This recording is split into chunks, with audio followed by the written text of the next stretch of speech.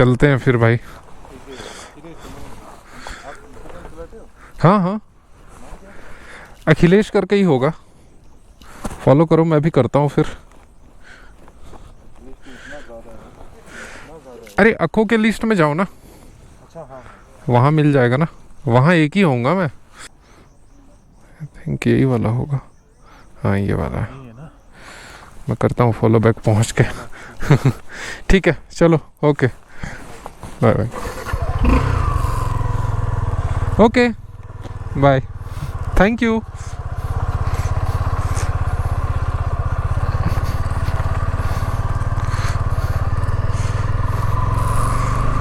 So I'm leaving the Hornbill Heritage Village now, and it's 10:30 in the morning, and today is day 167 of All India Solo Winter Ride, and I'm heading towards Assam right now.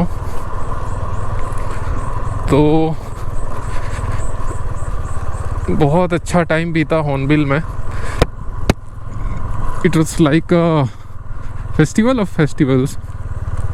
तो मतलब मैंने जितना सोचा नहीं था उससे बहुत ज़्यादा ग्रैंड निकला ये। And also I stayed in my friends cafe, जो उसके कज़िन्स और भाई बहन लोग, सब लोग फैमिली मेम्बर्स लोग पूरा ऑपरेट कर रहे हैं, और उनके साथ बहुत अच्छा टाइम बीता ये 4-5 दिन। और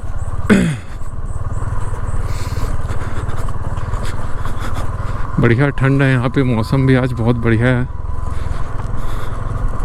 मज़े आ रहे हैं।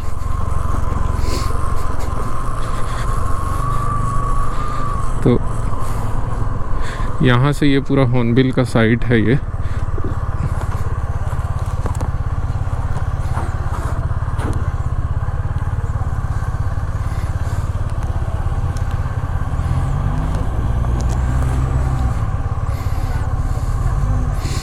तो यहाँ आप राइट साइड में देख सकते हैं अलग अलग कैफ़े सब अब पैकअप कर रहे हैं, क्योंकि अब हॉर्नबिल ख़त्म हो चुका है। यहाँ पे पूरा ये देखिए अब ऐसे बना हुआ था, अलग अलग स्टॉल बने हुए थे, and now they all are living to their own respective places. This is the hornbill heritage site, जहाँ पे सारे अरेंजमेंट्स होते थे।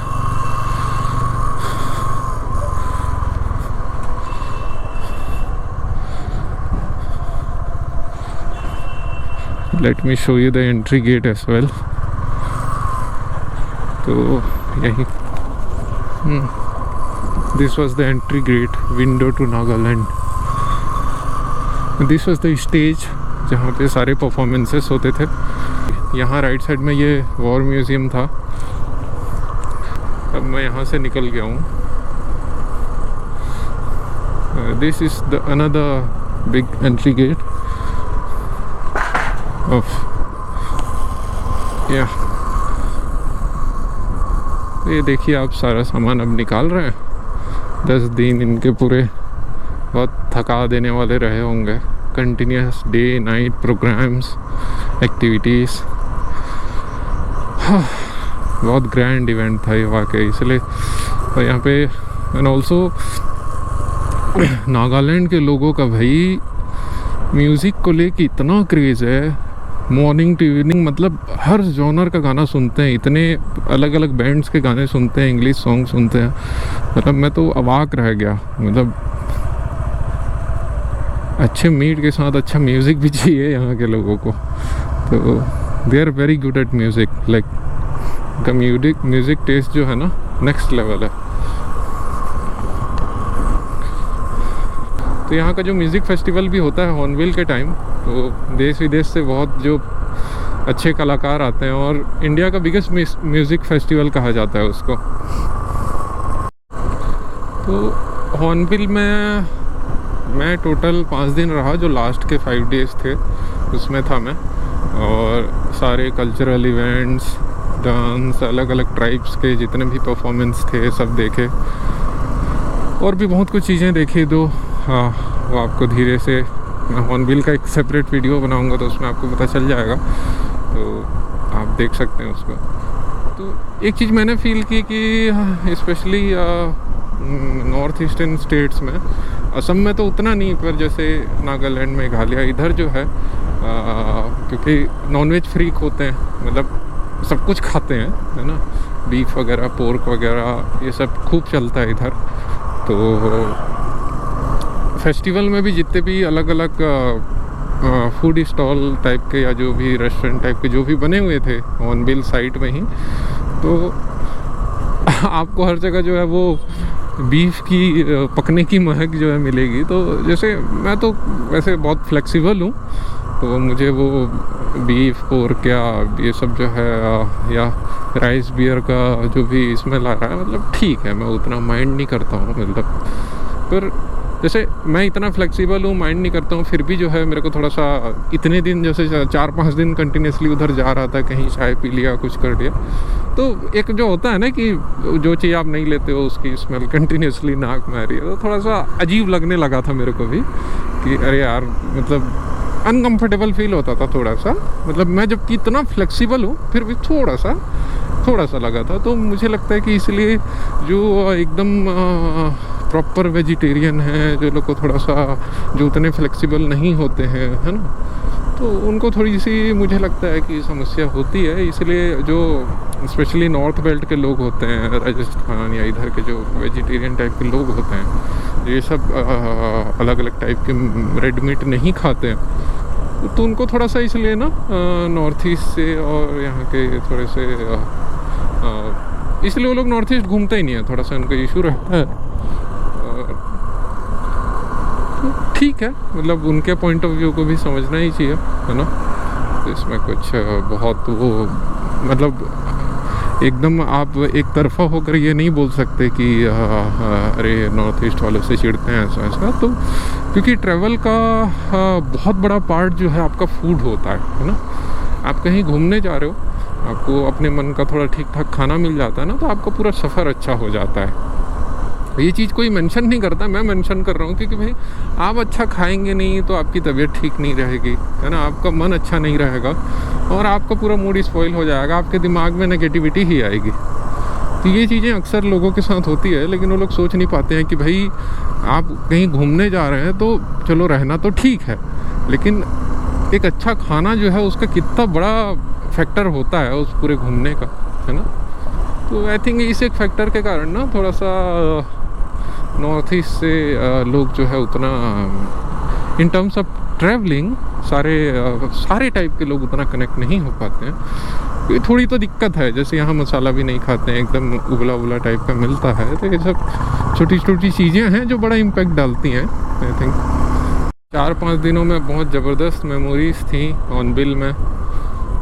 और एक्चुअली मेरी बाइक बहुत हाइटेड है, 830 mm का सीट हाइट है, और यूजुअली आप जानते ही हैं कि नॉर्थ ईस्ट के लोग यूजुअली 5'6", 5'7" मैक्सिमम इतने हाइट के होते हैं। मतलब मैं जैसे 6'1" हूँ, तो मेरी हाइट के हार्डली मतलब 95% लोग उसी शॉर्ट हाइट वाले ही होते हैं। तो ये बाइक क्या है, इतनी हाइटेड है, तो इसको 6 फीट वाले ही यूजुअली चलाते हैं। तो यहाँ ये बाइक दिखती ही नहीं है।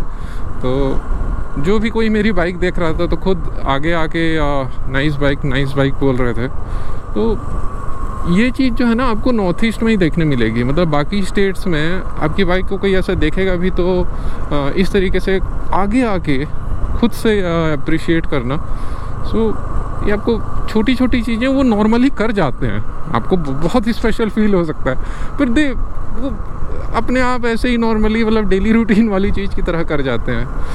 मतलब कितने लोगों ने मुझे ऑन द वे रास्ते में चिल्ला के नाइस बाइक बोला, तो उनको क्या मतलब, वो इग्नोर भी कर सकते थे, है ना, या इशारों से बोल सकते थे, लेकिन वो बोले तो इट फील सो स्पेशल।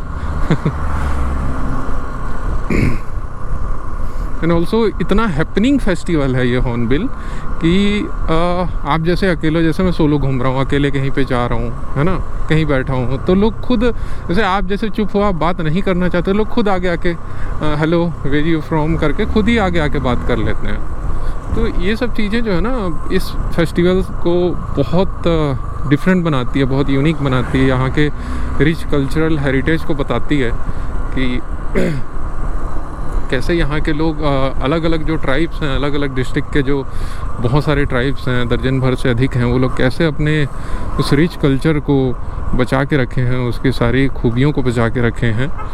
तो ऑल्सो यहाँ के लोगों का जो मतलब इतना शार्प ड्रेसिंग सेंस है, इतने मतलब क्लियर कट, मतलब जो है वाइब्रेंट कलर्स, और मतलब जो है बहुत अपडेटेड हैं यहाँ के लोग। सारे ट्राइब्स जो है उनकी अपना मतलब सारे ट्राइब्स जो हैं उनका अपना खुद का एक डिफरेंट कलर पैटर्न है। उसी कलर पैटर्न में उनके शॉल्स, उनके जितने भी मफलर वगैरह वो लोग बनाते हैं खुद, है ना। और ऑल्सो उनका जो ओवरऑल ड्रेसिंग सेंस है, हेयर कट है, बहुत शार्प एंड क्लियर कट है, मतलब ज़बरदस्त।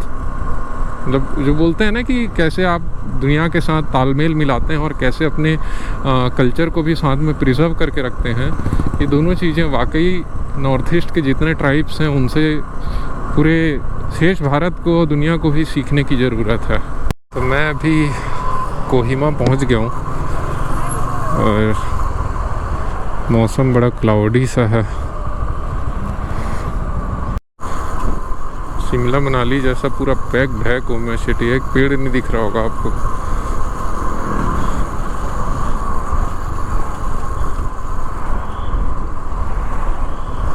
मतलब सारे पहाड़ी शहर जो है ऐसे ही होते जा रहे हैं, फुल ऑफ हाउसेस।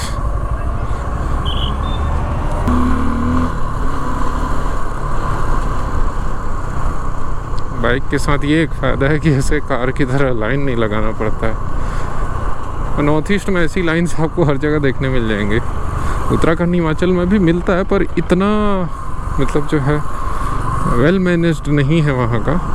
वहाँ तो मतलब ज़बरदस्ती लाइन लग जाती है, उतनी चौड़ी रोड वो लोग बना रहे हैं ज़बरदस्ती। नॉर्थ ईस्ट वालों ने ये चीज़ नहीं की है, रोड छोटी ही रखी है और अपनी व्यवस्था सुधार ली है। तो ये ज़्यादा बेटर ऑप्शन है कि भाई ट्रैफिक कितनी भी ज़्यादा होगी, आप लोगों के साथ ट्रैफिक सेंस डेवलप कर लो ना, फिर पतली रोड में भी जो है मैनेज हो जाएगा। और अगर ट्रैफिक सेंस नहीं है तो रोड आप कितनी भी चौड़ी बना लीजिए, जैसे मनाली की रोड इन्होंने चौड़ी कर दी है, लेकिन भाई उससे क्या हो गया, कुछ नहीं हुआ उससे। तो this is Kohima city, capital of Nagaland, and मुझे अभी जाना है कोहिमा वॉर सिमेट्री। उसके लिए मेरे को यहाँ से लेफ्ट दिखा रहा है,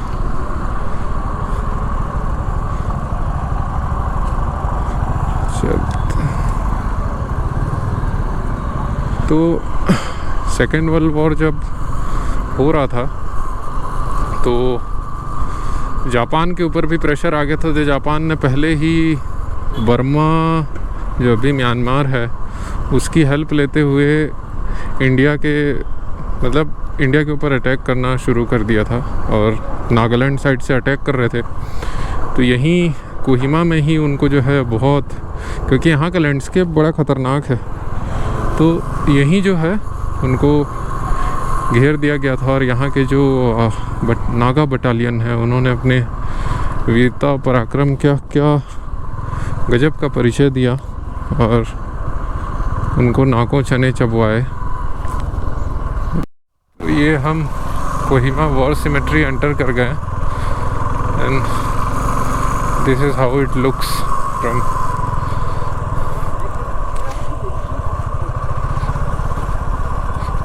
inside actually.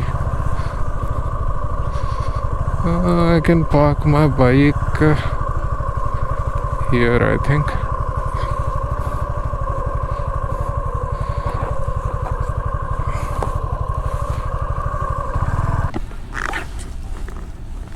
ये वो वॉर मेमोरियल है, यहाँ पे अलग अलग लोगों के सब बने हुए हैं जो उस समय सेकेंड वर्ल्ड वॉर में यहाँ हार गए थे। इस पॉइंट पर भी इसको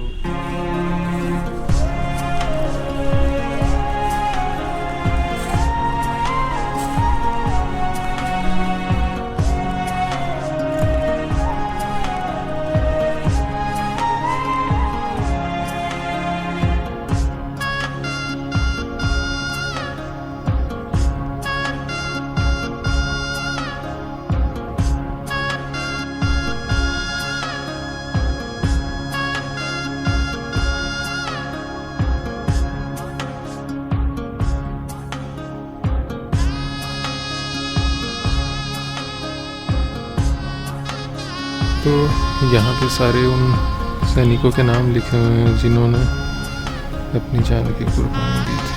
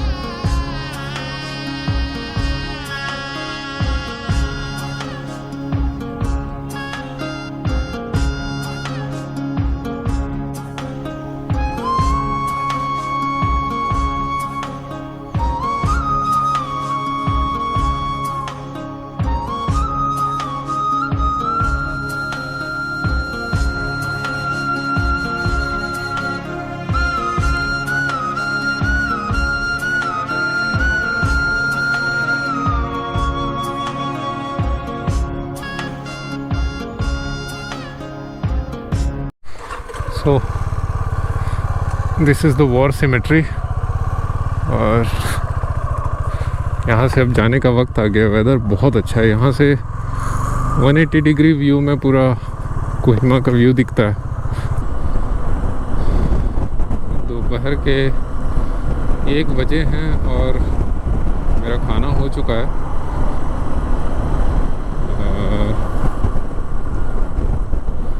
अभी मैं नागालैंड में ही हूँ, नागालैंड से आसाम बॉर्डर एंटर नहीं किया हूँ। थोड़ा लेट चल रहा हूँ मैं। तो नागालैंड का सीन ये है कि आपको आसाम में और अरुणाचल में मतलब हिंदी स्पीकिंग लोग बहुत मिल जाएंगे, लेकिन इवन मणिपुर में भी ये है कि हिंदी बोलने वाले बहुत हैं। लेकिन थोड़ा सा नागालैंड के साथ सीन ऐसा है कि यहाँ जो है ना वो चीज़ थोड़ी सी कम है। और यहाँ ट्राइबल्स भी खूब हैं और उनका अपना रिच कल्चर भी है। उन्होंने अपने चीज़ों को बहुत अच्छे से बचा के रखा है। तो ये कारण भी है कि वो लोग जो है ज़रूरत ही महसूस नहीं करते कि हिंदी सीखना है। ठीक भी है एक हिसाब से, अपने कल्चर को कोई बचा के रख रहा है तो वो ज़्यादा बड़ी बात है। दूसरा कल एक बहुत मज़ेदार चीज़ हुई। यहीं के एक लोकल से ही मैं ऐसी बात कर रहा था कि जैसे सपोज़ मैंने उन्हें कहा कि हम लोग जैसे आउटसाइडर होते हैं तो हमको जो नॉर्थ ईस्ट के लोग या नेपाल के लोग बड़े मतलब शार्पली ड्रेस्ड, बड़े क्यूट से लगते हैं। बहुत मतलब एक हीरोइक पर्सनैलिटी होती है सबकी, बहुत अच्छा ड्रेसिंग सेंस होता है। तो I said that we found you people very attractive. So मैंने उन्हें कहा कि आपका बाहर के लोगों के लिए ओपिनियन क्या रहता है। जैसे हम लोग तो we found you very attractive। तो उन्होंने कहा कि हम नागा लोगों का आप लोग के इतना दाढ़ी नहीं उगता है, तो हमको जो है बहुत अच्छा लगता है दाढ़ी वाला लोगों को देख के। तो मेरी पे भी दाढ़ी हो गई है, तो वो कह रहे थे कि जो चीज़ हमारे पास नहीं होती उसको वो अच्छा लगता है देख के कि किसी के पास है। तो वैसे भी नागा पीपल या नेपाली इन लोगों का मतलब जो है बहुत सेम यूपी बिहार के भी कुछ इलाकों में कुछ मतलब थोड़ा सा दाढ़ी वाला मामला जो है कम रहता है ना। तो ये चीज़ है, तो ये चीज़ वो मिस कर रहे थे। दूसरा एक ये है कि नागालैंड में ऐसा है कि यहाँ जो है पेट्रियार्कल सोसाइटी ही है, जबकि मेघालय में उल्टा है। मेघालय में जो है ना मैट्रियार्कल सोसाइटी है, मतलब लड़की ही जो है पूरी ज़मीन जायदाद सबकी मालिक होती है, वारिस होती है। तो वही जो है सारा कुछ देखती है ना, उसी के नाम पे होता है, जो घर की सबसे बड़ी बेटी होती है। तो जबकि नागालैंड में उल्टा है, यहाँ जो है पेट्रियार्कल सोसाइटी ही है, यहाँ जो है मैट्रियार्कल नहीं है। तो मेघालय में जो गारो, खासी, जयंतिया ट्राइब हैं, तो उनमें तो ऐसा ही होता है कि जो है लड़की जैसे शादी होगी तो लड़का जो है लड़की के घर आएगा। तो इस तरीके से आज भी ऐसे ही होता है। इवन छत्तीसगढ़ के बस्तर में भी ऐसा मतलब थोड़ा बहुत ही होता है। अब तो वो जो घोटुल परंपरा थी, प्रथा थी, अब वो बहुत कम हो चुकी है। तब उतने बड़े लेवल पे तो नहीं होता है छत्तीसगढ़ में, पर यहाँ उन चीज़ों को अभी तक बहुत अच्छे से बचा के रखा है। खैर छत्तीसगढ़ में वो चीज़ें ख़त्म हुई, इसका एक बड़ा कारण जो है नक्सलाइट्स भी हैं, क्योंकि उन्होंने भले उसके सपोर्ट अगेंस्ट वो सब में नहीं जा रहा हूँ मैं, उन्होंने एक चीज़ बहुत गलत की है कि उन्होंने जो ट्राइबल कल्चर है उसको बहुत नुकसान पहुँचाया है। जो जितने भी इनकी कला संस्कृति या जो भी जीवन शैली से जुड़ी जितनी भी परंपराएं थी, उन सब चीज़ों को बहुत नुकसान पहुँचाया नक्सलियों ने।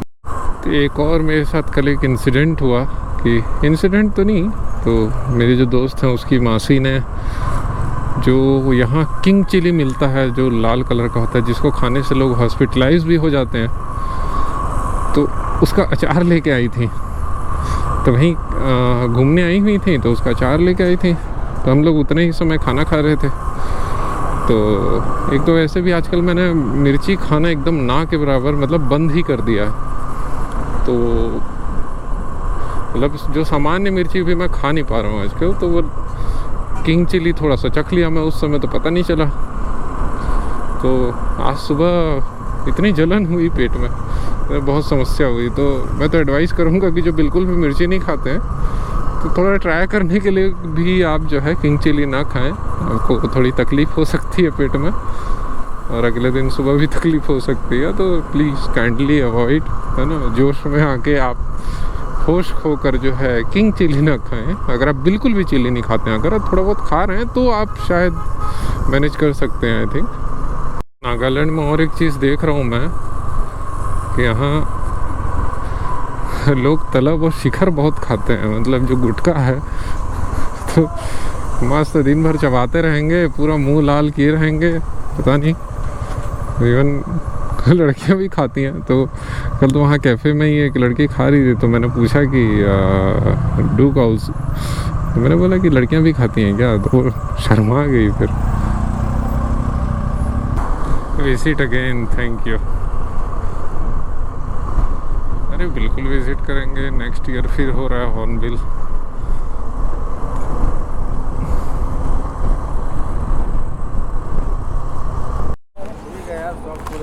जी सर, ठीक है सर।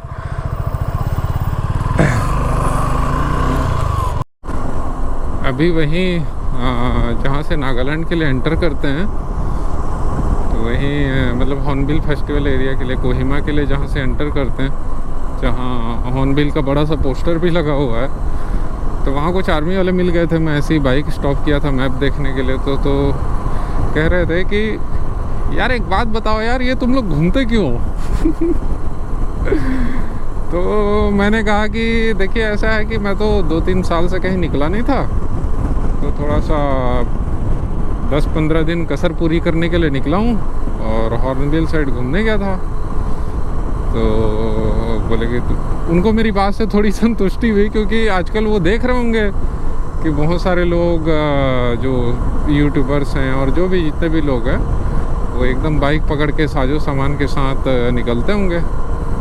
फिर कहने लगे कि अकेले निकले हो, तो उनको बड़ी हैरानी हुई। एक एक बड़े बड़े बंदूक पकड़े थे, सब मुस्तंडे थे आर्मी के, पर फिर भी उनको मतलब मेरे अकेले घूमने से बड़ी हैरानी हो रही थी कि मैं छत्तीसगढ़ से इतनी दूर अकेले आया हूँ। फिर कहते हैं कि यार कोई एक और साथ में लेके चलते हैं, थोड़ी सेफ्टी रहती ये वो। तो बिल्कुल मैं उस चीज़ से एग्री करता हूँ कि आप कोई और आपके साथ होता है तो आपकी बड़ी थोड़ी सहूलियत भी हो जाती है। आपको अकेले बार बार खाना भी नहीं खाना पड़ता, और भी बहुत सारी मतलब सहूलियत होती है। तो उनको बड़ा आश्चर्य हुआ मेरे अकेले घूमने से, और बहुत खुश भी है कि चलो बढ़िया है यार, जाओ शौक़ पूरे करो, अच्छे से जाओ, घूमो फिरो। तो बहुत उनकी उत्सुकता देखकर बड़ा अच्छा लगा, क्योंकि जो आर्मी पर्सन्स होते हैं उनकी पूरी लाइफ ही मतलब बिना फैमिली के भटकते हुए या जो भी सुरक्षा देते हुए ही उनका एक जीवन का बहुत बड़ा हिस्सा निकल जाता है। तो जब ऐसे लोगों को, हम जैसे लोगों को घूमते हुए देखते हैं, जीवन के अलग अलग पहलुओं को जीते हुए देखते हैं, तो उनको बड़ी खुशी भी होती है, उत्सुकता भी होती है, और कहीं ना कहीं उनको टीस भी होती होगी कि हम क्यों ऐसे स्वतंत्र होकर नहीं घूम पा रहे हैं। तो मेरे ख्याल से सबका अपना अपना योगदान है यहाँ पे जो हमने जन्म लिया है, कि वो अपने हिस्से का कर्म कर रहे हैं, योगदान दे रहे हैं। तो शायद हमको भी अपने हिस्से का कुछ, यहाँ एक बार जीवन मिला है, यहाँ आए हैं, तो अपने हिस्से का कुछ यहाँ दुनिया के लिए, लोगों के लिए, ह्यूमैनिटी के लिए, जिसके लिए भी कह लीजिए, दे कर चुपचाप चले जाना चाहिए। ओ वही, शायद यही जीवन का सार है ना। दोपहर के 2:30 बजे हैं और मैं दीमापुर पहुंच गया हूँ।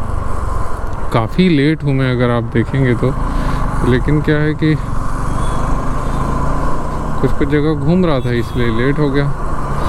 दूसरा ये कि यहाँ का ट्रैफिक बड़ा हॉरिबल है। अभी तक जितने भी शहर गया हूँ, दीमापुर में इतने कंजेस्टेड रोड हैं और भयानक ट्रैफिक है, भयानक। मतलब छोटा सा शहर है लेकिन ट्रैफिक बहुत ज़्यादा है। और एक तरह से ये नागालैंड का ईपी सेंटर टाइप का है, मतलब इकोनॉमिक ईपी सेंटर टाइप का, जो असम के एकदम बॉर्डर में ही है। और यहाँ नागालैंड के लोकल लोग कम और बाहर के लोग, मतलब जो यहाँ जो व्यापार करने वाले है ना, सिंधी, मारवाड़ी और बंगाली लोग ज़्यादा हैं।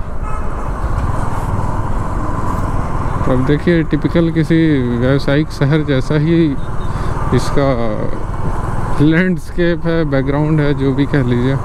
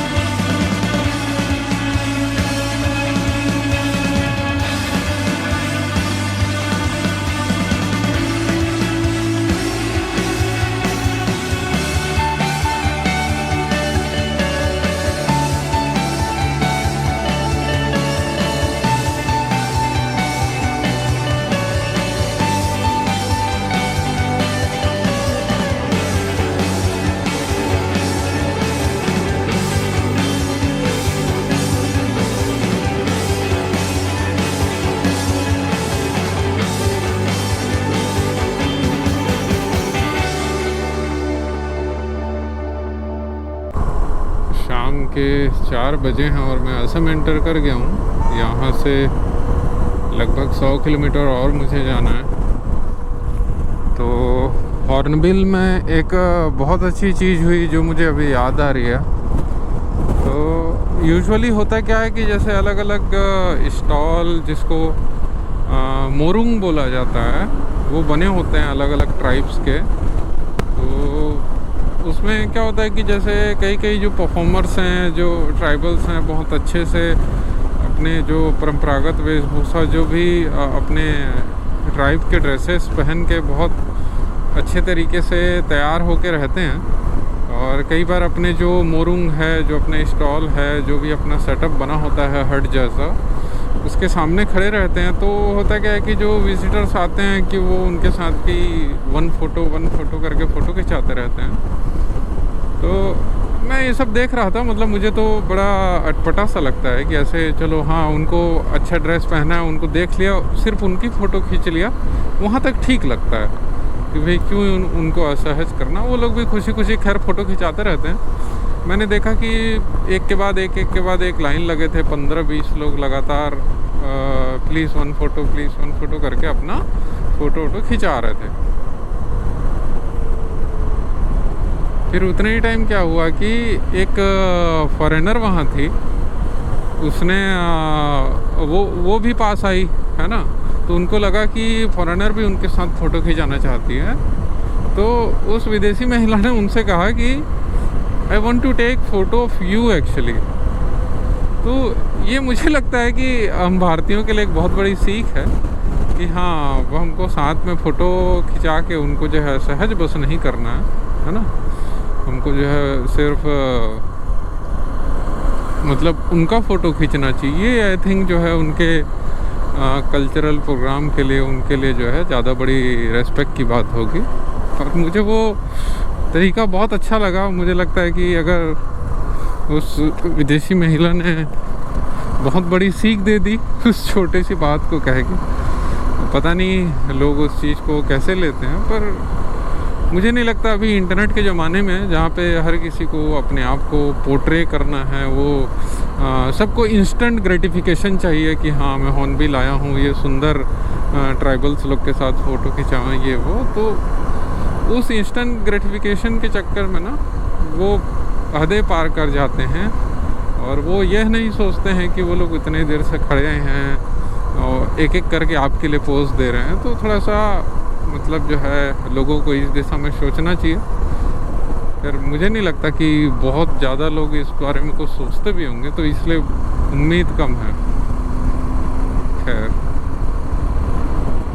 अभी तो 100 किलोमीटर और चलना है। मुझे नहीं लगता कि और आगे मैं व्लॉगिंग करूँगा। तो आज के इस व्लॉग को यहीं एंड करते हैं। मिलते हैं अपने नेक्स्ट व्लॉग में। Tata, bye bye, take care.